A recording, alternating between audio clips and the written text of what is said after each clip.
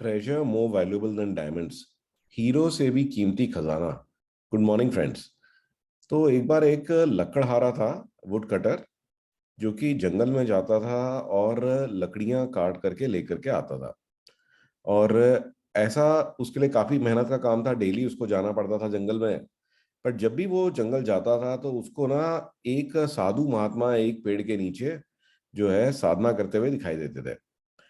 तो एक बार जो है साधु ने उन्हें बुलाया कि अच्छा बेटा इधर आओ तुम। तो आप हर रोज, मैं देखता हूँ कि हर रोज आप जाते हो और आप ये लकड़ियां जो है काट के लेकर के आते हो। तो हर रोज इतनी मेहनत आपकी लगती है, आपने कभी ये नहीं सोचा कि इस फॉरेस्ट में और भी कोई चीज कीमती हो सकती है जो कि आपके लिए ज्यादा बेटर हो? तो उसने कहा नहीं, मैंने तो ऐसा कभी सोचा नहीं। तो आप बताएं। तो फिर जो साधु थे उन्होंने कहा कि तुम थोड़ा सा यहाँ से और 100 कोस आगे जाओ, तो तुम्हारे को वहां पे चंदन के पहाड़ मिलेंगे, चंदन की लकड़ियां मिलेंगी।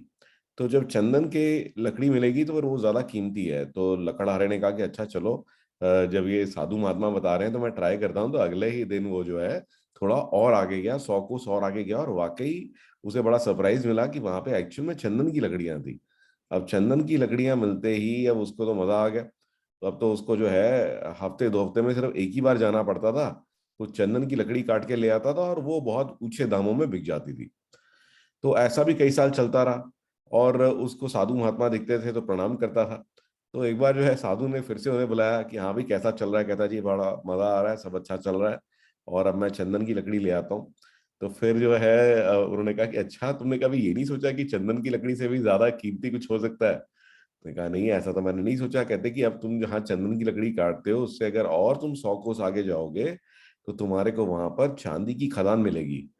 तो वो कहता है अच्छा कि जी थैंक यू, आपने मतलब इतनी वैल्यूएबल इंफॉर्मेशन मुझे दी। तो फिर वो अगले ही दिन जो है और आगे गया, और आगे गया तो वाकई उसको चांदी की जो है खदान दिखाई दी।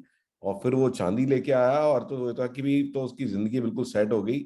अब तो महीने में 2 महीने में एक बार जाता था, थोड़ा चांदी ले आता था और चांदी बेच देता था।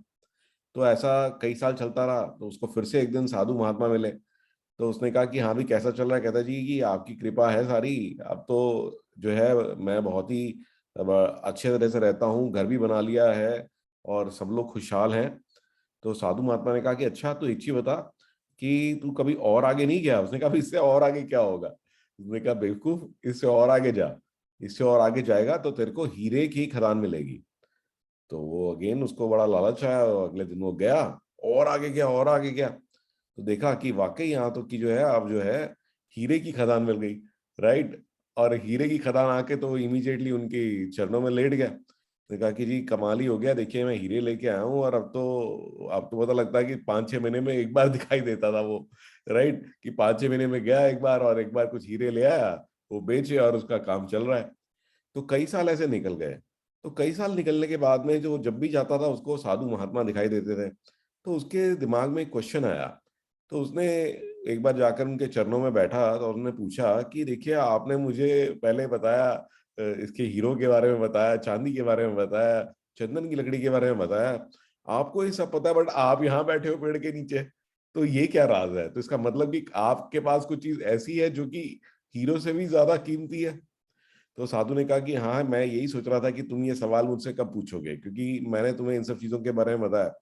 तो कहते कि जो चीजों से, जिन सब चीजों से इसकी उत्पत्ति हुई है, तो ये जो चांदी है, सोना है, हीरे हैं, ये सब कहाँ से आए हैं?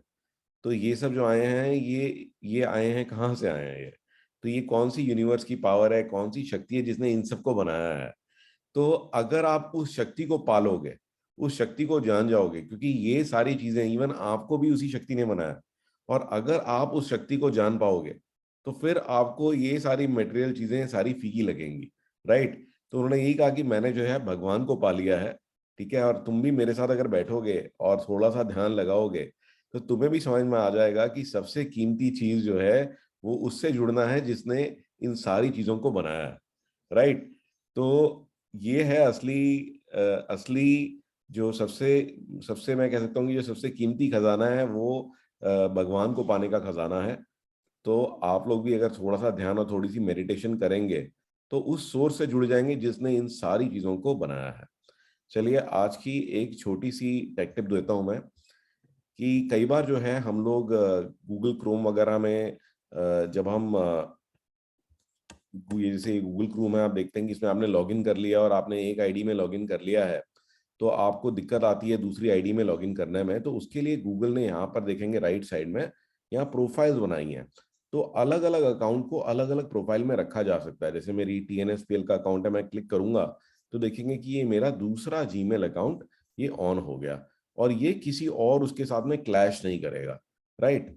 तो ऐसे ही अलग अलग अकाउंट को आप अलग अलग प्रोफाइल के अंदर में आप जो है क्रिएट कर सकते हैं। तो इसके लिए आपको सिर्फ ये ऐड वाले बटन पे क्लिक करना है। तो पहले अपने यहाँ फोटो पे क्लिक करें, नीचे ऐड पे क्लिक करें, और यहाँ पे आप एक नए अकाउंट से साइन इन कर सकते हैं। तो उससे जो है कभी भी कंफ्यूजन नहीं होगा कि आप किस अकाउंट में हैं, या फिर गूगल कंफ्यूज हो रही है कि आपने क्लिक किया इधर और ईमेल किसी और की खुल गई, राइट। तो यहाँ पे आप नया अकाउंट को साइन इन कर सकते हैं और इस प्रोफाइल को नाम दे सकते हैं। तो ये प्रोफाइल जो है ये आजकल सारे ही वेब ब्राउजर्स में आ रही है। तो अलग अलग प्रोफाइल, आप मल्टीपल प्रोफाइल अलग अलग अपने ईमेल अकाउंट्स के लिए बना सकते हैं। तो आई होप आपको ये टिप अच्छी लगी होगी। Guys please let me have your feedback either by WhatsApp और by comments in YouTube. So look forward to seeing you tomorrow.